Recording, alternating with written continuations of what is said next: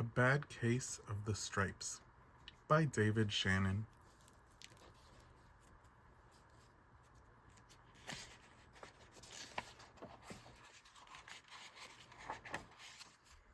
Camilla Cream loved lima beans, but she never ate them. All of her friends hated lima beans, and she wanted to fit in. Camilla was always worried about what other people thought of her. Today, she was fretting even more than usual. It was the first day of school, and she couldn't decide what to wear. There were so many people to impress. She tried on 42 outfits, but none seemed quite right. She put on a pretty red dress and looked in the mirror. Then she screamed. Her mother ran into the room, and she screamed too. "Oh my heavens!" she cried. "You've completely covered with stripes!" This was certainly true. Camilla was striped from head to toe. She looked like a rainbow. Mrs. Cream felt Camilla's forehead. "Do you feel all right?" she asked. "I feel fine," Camilla answered. "But just look at me." "You get back into bed this instant," her mother ordered. "You're not going to school today." Camilla was relieved. She didn't want to miss the first day of school, but she was afraid of what the other kids would say, and she had no idea what to wear with those crazy stripes. That afternoon, Dr. Bumble came to examine Camilla. "Most extraordinary," he exclaimed. "I've never seen anything like it. Are you have any coughing, sneezing, runny nose, aches, pains, chills, hot flashes, dizziness, drowsiness, shortness of breath, or uncontrollable twitching?" "No," Camilla told him. "I feel fine." "Well then," Dr. Bumble said, turning to Mrs. Cream, "I don't see any reason why she shouldn't go to school tomorrow. Here's some ointment that should help clear up those stripes in a few days. If it doesn't, you know where to reach me." And off he went. The next day was a disaster. Everyone at school laughed at Camilla. They called her Camilla Crayon and Night of the Living Lollipop. She tried her best to act as if everything were normal, but when the class said the Pledge of Allegiance, her stripes turned red, white, and blue, and she broke out in stars. The other kids thought this was great. One yelled out, "Let's see some purple polka dots." Sure enough, Camilla turned all purple polka dotty. Someone else shouted, "Checkerboard!" and a pattern of squares covered her skin. Soon, everyone was calling out different shapes and colors, and poor Camilla was changing faster than you can change channels on a TV. That night, Mrs. Harms, the school principal, called. "I'm sorry, Mrs. Cream," she said. "I'm going to have to ask you to keep Camilla home from school. She's just too much of a distraction, and I've been getting calls from the other parents. They're afraid those stripes might be contagious." Camilla was so embarrassed. She couldn't believe 2 days ago everyone liked her. Now, nobody wanted to be in the same room with her. Her father tried to make her feel better. "Is there anything I can get you, sweetheart?" he asked. "No, thank you," sighed Camilla. What she really wanted was a nice plate of lima beans. But she had been laughed at enough for one day. Well, yes, I see," Dr. Bumble mumbled when Mr. Cream phoned the next day. "I think I'd better bring in the specialist. We'll be right over."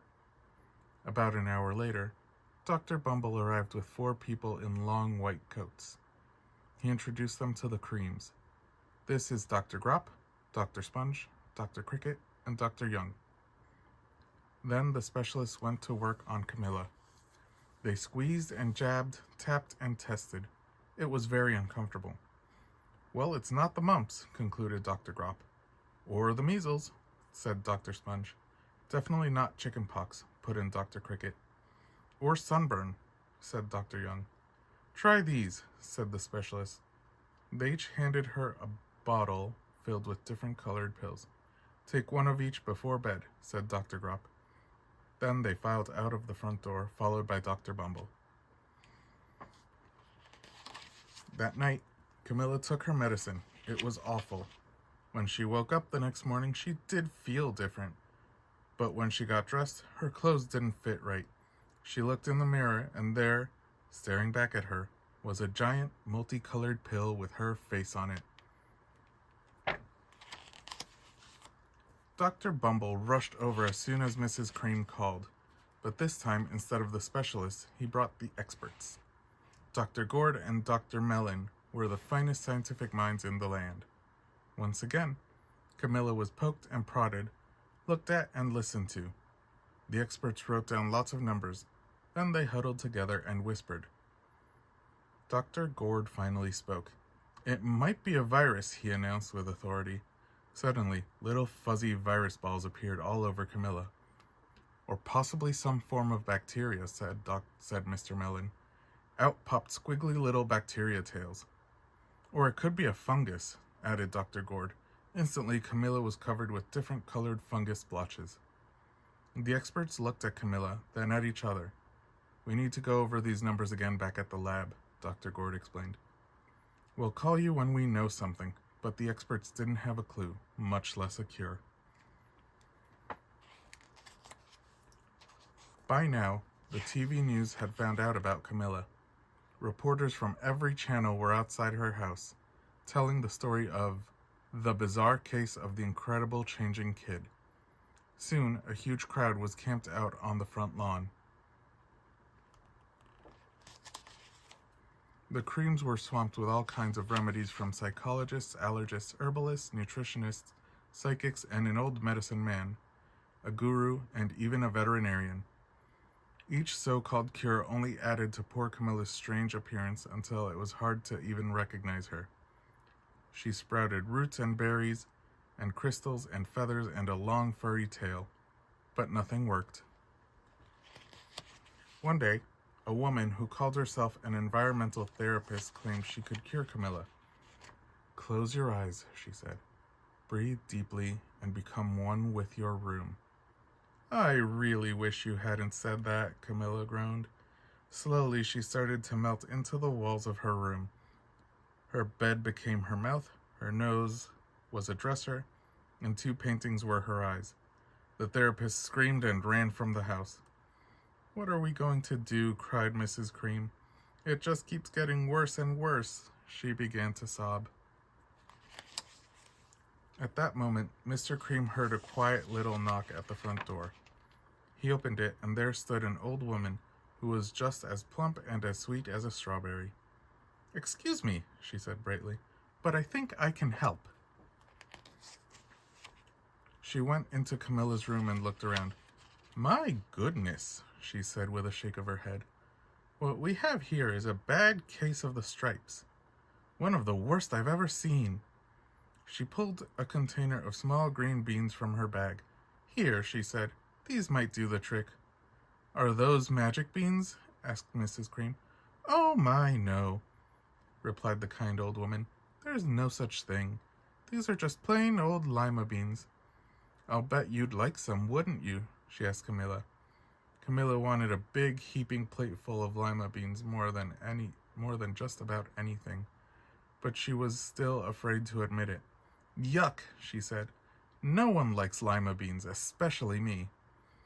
"Oh dear," the old woman said sadly. "I guess I was wrong about you." She put the beans back in her bag and started toward the door.